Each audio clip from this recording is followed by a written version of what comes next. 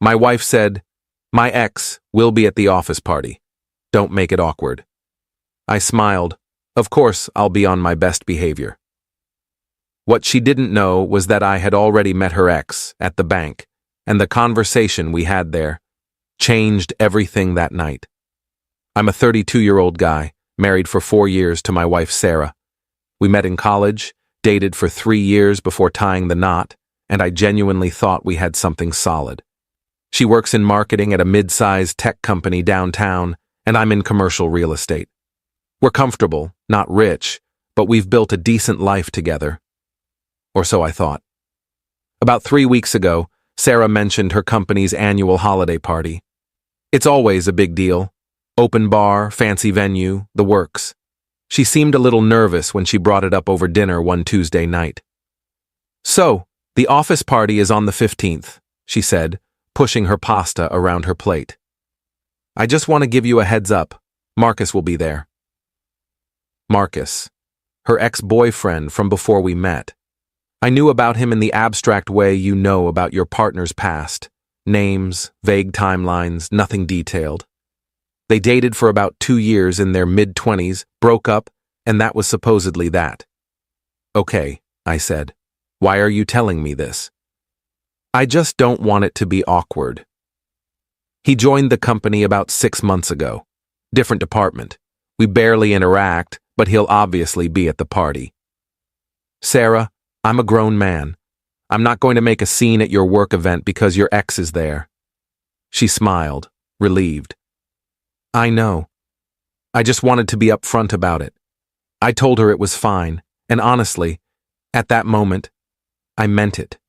I trusted her. We'd never had issues with jealousy or past relationships, but something about how she brought it up stuck with me. The nervousness, the way she kept glancing at me while she spoke. Fast forward to that Friday. I had to stop by our bank around lunchtime to sort out some paperwork for a property closing. I was sitting in one of those little glass offices with our account manager when I noticed a guy in a sharp suit walk past the window. Tall, fit, dark hair. He went to the teller line, then got called to another office 2 doors down from mine.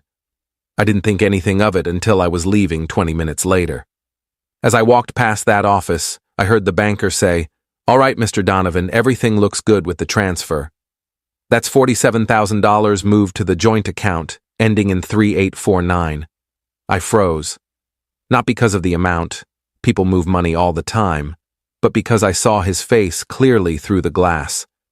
And 30 minutes later, when I got back to my car, I pulled up Sarah's company directory on her laptop that she'd left at home that morning. There he was, Marcus Donovan, senior account executive. My heart was pounding. A joint account. $47,000. I went home and checked our bank accounts, every single one. Nothing matched those last 4 digits. I checked Sarah's phone records online. I checked our credit cards.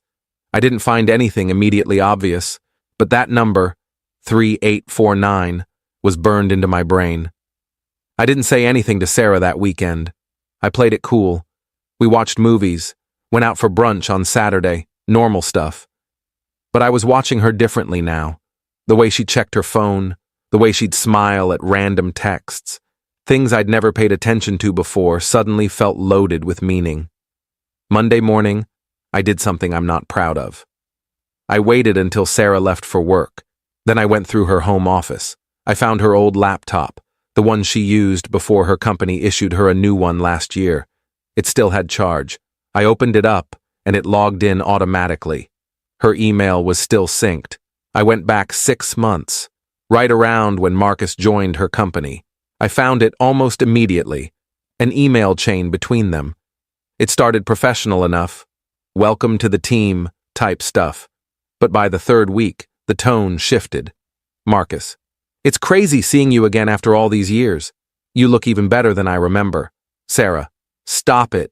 You know I'm married. Marcus, I know. Doesn't change the truth. It escalated from there. By week 8, they were meeting for coffee. Just as friends, she'd written. By month 3, the emails got more intimate. Not explicitly sexual, but close. I keep thinking about what we had, he wrote. Maybe we gave up too easily. Her response, we were different people then. But I'd be lying if I said I didn't think about it sometimes. I felt sick. But I kept reading. 2 months ago, there was an email with a PDF attachment. I opened it. It was a lease agreement for an apartment across town, signed by both of them, as co-tenants. Starting December 1st. That's when everything clicked. The joint account, the $47,000. They were planning to leave their lives behind and start over together. And judging by the timeline, she was planning to tell me after the holidays. Update 1. I didn't confront her. Not yet. I knew I needed more before she could spin some story or gaslight me into doubting what I'd found. I called a buddy of mine who works in private investigation, mostly corporate stuff, but he knows people. I sent him everything I had. He called me back 3 hours later. "Man, I'm sorry," he said. "But yeah, the account exists. It's at a different bank, not yours. And they've both been contributing to it. Started small, but it ramped up fast. Can you find out more?" "Give me a week." I gave him a week. During that time, Sarah was completely normal, affectionate even. We had sex twice. She made me dinner. She asked about my day. It was like living in a simulation where I was the only one who knew none of it was real. The office party was on the 15th, a Saturday night. Sarah spent all afternoon getting ready. Hair, makeup, a new dress she'd bought specifically for the event. She looked beautiful, and I hated that I could still think that while knowing what I knew. In the car on the way there, she reminded me, "Marcus will be there. Please just be polite if you meet him. I know it might feel weird, but it's important to me that tonight goes smoothly." I smiled at her. "Of course. I'll be on my best behavior." She squeezed my hand. "Thank you." The party was at this upscale hotel ballroom, maybe 200 people. Open bar, DJ, the whole thing. Sarah immediately got pulled into conversations with coworkers. I grabbed a drink and hung back, scanning the room. It took me about 10 minutes to spot him. Marcus was standing near the bar, talking to a group of people. He looked exactly like I remembered from the bank. Confident, expensive suit. The kind of guy who probably played lacrosse in college. I watched him for a while. At one point, Sarah walked past him. They made eye contact. She gave him a polite smile, nothing more, and kept walking. Good performance. Around 8 p.m., I saw him step outside onto the patio for a phone call. I followed him. He was alone, leaning against the railing, phone to his ear. I waited until he hung up. "Marcus?" He turned, surprised. "Yeah?" "I'm Ryan." Sarah's husband. His face went through about 5 different expressions in 2 seconds. Surprise, recognition, fear, then forced calm. "Oh, hey, nice to finally meet you." He extended his hand. I shook it. Firm grip, eye contact. "She's told me a lot about you." "All good things, I hope." He laughed. It sounded nervous. "She mentioned you'd be here tonight." "Said you two used to date?" "Yeah, a long time ago. Ancient history." "Right, ancient history." I paused, took a sip of my drink. "Hey, random question. Do you bank at First National?" The color drained from his face, just for a second, but I saw it. Yeah. Why?"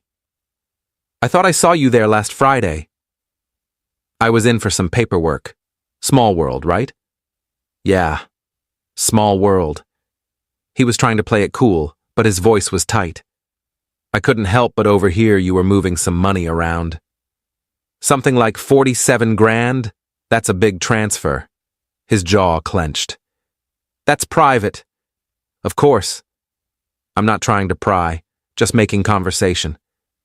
I smiled. "Must be exciting, whatever you're saving up for." He didn't respond, just stared at me. I leaned in slightly, keeping my voice low. "Here's the thing, Marcus. I know about the apartment. I know about the account. I know about the emails. I know everything." His face went from pale to red. "I don't know what you're talking about." "Yes, you do. And here's what's going to happen. You're going to walk back into that party, and you're going to avoid my wife for the rest of the night. You're going to start looking for a new job on Monday, and you're going to disappear from her life. Because if you don't, I'm going to make sure everyone in that ballroom, your boss, her boss, HR, knows exactly what you two have been planning. You can't prove anything. I pulled out my phone, opened a folder, and showed him screenshots of the emails, the lease, bank records my PI friend had pulled. His face went white again. "Try me," I said. He didn't say anything, just stood there breathing hard. Finally, he nodded, once, sharp and quick. "Good talk," I said, and walked back inside.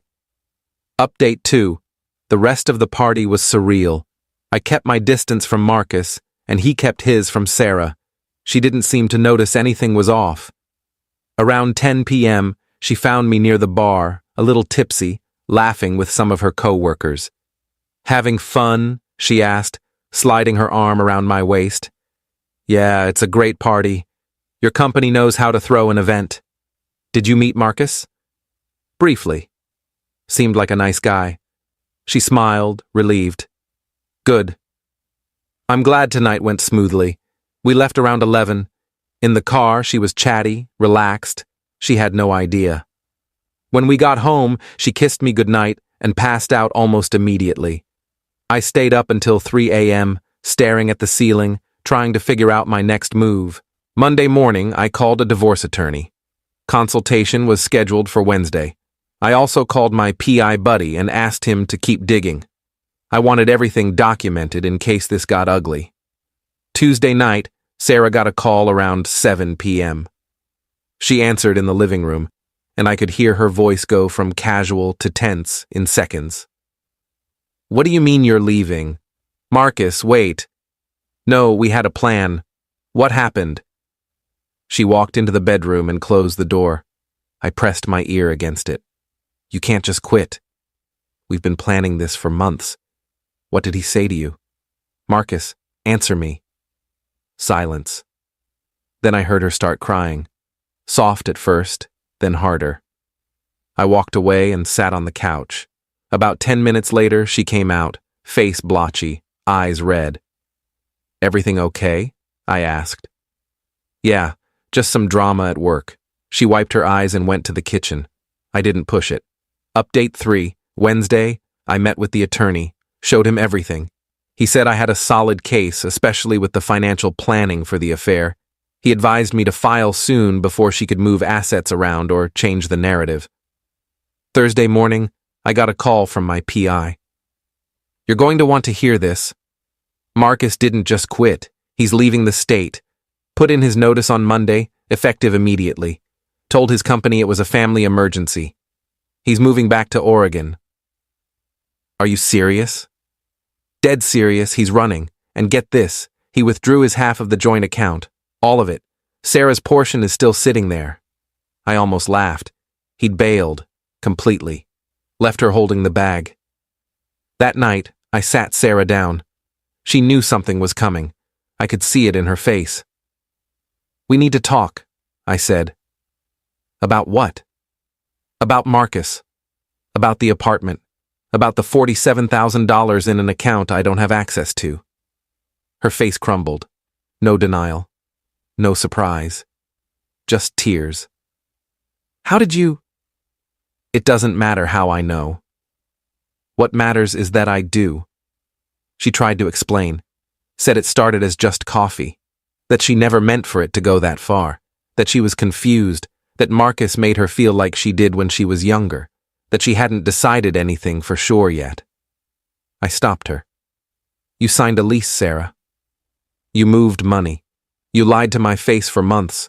You already decided." She sobbed, begged me to let her explain, to give her a chance. But I was done. I told her I'd already spoken to an attorney, that I wanted a divorce, that she had 2 weeks to find somewhere else to live. She tried to call Marcus. He didn't answer. She tried again the next day. Blocked. He was gone. Completely ghosted her. Final update. The divorce took 6 months to finalize. Sarah tried to fight it at first, but once her attorney saw the evidence, they advised her to settle. She had to split the joint account money with me as part of the settlement, which felt like poetic justice.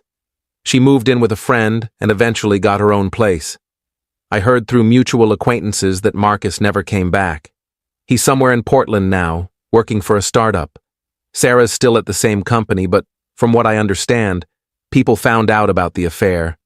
Her reputation took a hit. As for me, I'm doing better than I expected. I threw myself into work, reconnected with old friends, started going to the gym regularly. I even went on a few dates, though nothing serious yet. I'm not in a rush.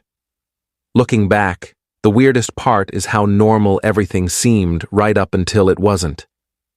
I keep thinking about that night at the bank. If I hadn't walked past that office, if I hadn't overheard that one sentence, I might have stayed in the dark until she was ready to leave. Maybe that would have hurt more. Or maybe it would have hurt less. I don't know. What I do know is that I'm glad I found out when I did. I'm glad I confronted Marcus. And I'm glad I walked away before I wasted any more years on someone who could plan a whole separate life behind my back. Edit 1. A few people have asked why I didn't confront Sarah immediately after finding the emails. Honestly, I needed time to process it and gather evidence. I knew if I went in angry and half-informed, she could have spun it or deleted things. Waiting gave me control. Edit 2. Yes, Marcus really did ghost her completely. According to a friend who still works at her company, she tried to reach him for weeks. He blocked her on everything. I almost feel bad for her. Almost. Edit 3. For those wondering, the apartment lease was never used. They'd paid the first and last month's rent, but since neither of them moved in, they forfeited it. That money's just gone. Probably the most expensive lesson either of them will ever learn.